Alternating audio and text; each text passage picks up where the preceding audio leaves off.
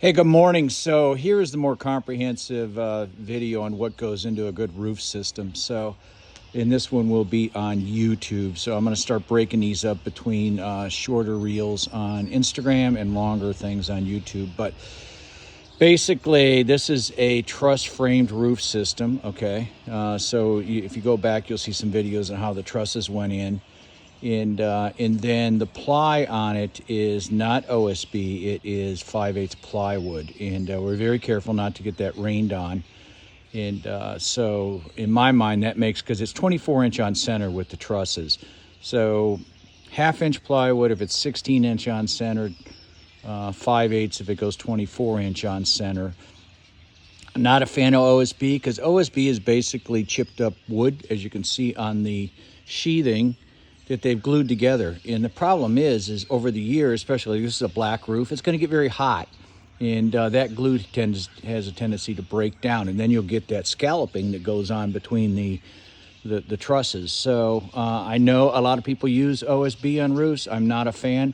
I think even the zip system underneath that pretty green wrap they have on it is OSB. So that's one wrap on that, although that system seems kind of cool.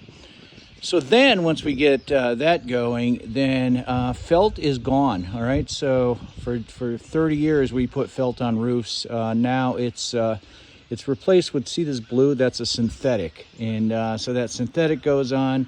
It holds on better. It doesn't have, the sun doesn't affect it so much, and it doesn't, when it gets cold, it doesn't bubble up and ripple up, and it doesn't pull off nails or staples. So the roofers are much more comfortable with it, and it offers basically the same second level of waterproofing that felt did. Now on the valleys, so in there is what's called ice guard. So ice guard is something that's used a lot up north, and was originally developed for the edges of the roof.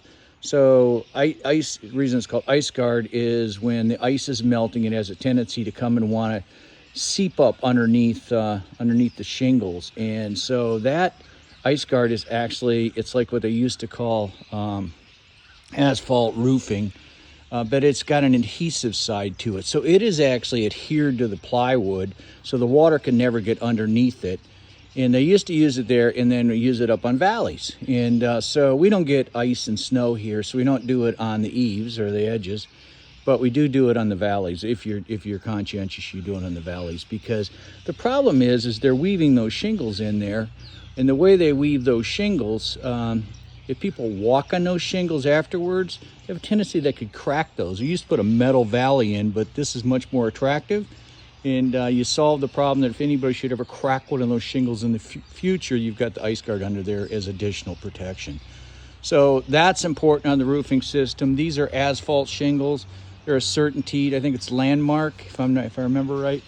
They're a lifetime shingle, so they're a beautiful shingle. The last component here, as you can see all around the edges, that's called drip edge. It's that metal drip edge right there.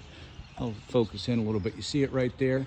What that allows is when the rain comes and the water comes on the edge, rather than ever getting under the shingles or getting, it will come down that edge, and it's got a little kick out on the bottom of it. Now, when we do the aluminum fascia, we'll slide that fascia up underneath that drip edge, so that'll kick it out, go down to the front of the fascia, and we never worry about water. A couple other things, soffits. As you can see, these soffits are all hanging out, and they're all 2x6 underneath. Outlooks there, you see 1, 2, 3, 4, 5, rather than 2x4s. 2x4s isn't enough. They have a tendency, the soffit will sag, it'll warp, all kinds of things will happen. So 2x6 holding those soffits out. And then the returns, you see how sturdy he's building those returns. Those are basically 16-inch returns right there. And he actually adds a board in there, which I thought was kind of interesting if you want to mount a light there and do a shine down, which I may actually think about doing. It'd really be pretty on this house with all these gable ends. But so those are well supported. Everything in the system is well supported. You can see there's the trusses that are coming out of the house for the porch, the beams. So nobody's ever going to have a problem with this roof, is what you want. And the last element is, you can see how you see in the blue up there? basically they have cut away 2 inches on either side of the ridge, and they're going to put what's called our shingle over ridge vent up there.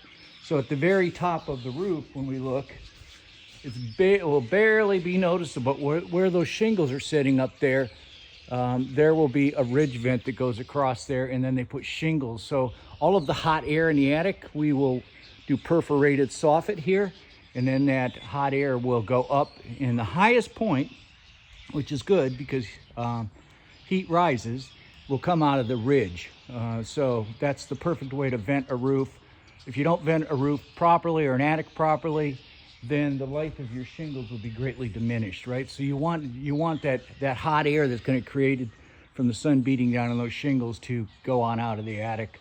And so that's the purpose of that. So I'll probably do another video when the roof's all done, but that's all of the elements of a roof structure. And like I say, this is a beauty, but I didn't get into that detail on Instagram, but there you go.